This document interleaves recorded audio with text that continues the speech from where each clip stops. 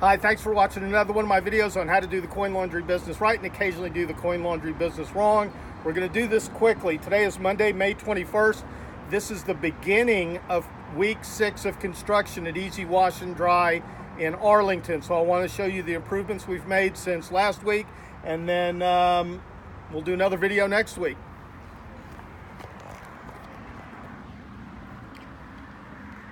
As you can see, they've started to add the facade at the top. The Arlington has a line of sight where it all has to be blocked off, so the HVAC, anything venting we put on the roof won't be visible.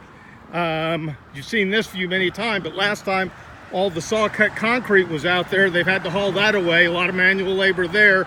They need the dirt for fill, and you can see where the drain is being cut to the sewer, and they've already started the facade on the front over here.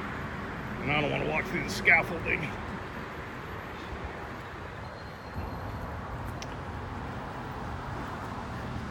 So there you go.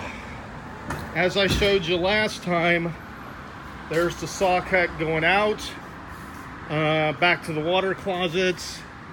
That'll be electrical going into the safe room, and then the boiler room in the back. Same vents. They're starting to put up the wall, and by next week we'll have a better progress update. As always, if you have any questions or comments, please check my info, give me a call, email, text. I'd love to hear from you. Thanks for watching these videos. Now this is number 6 in this series.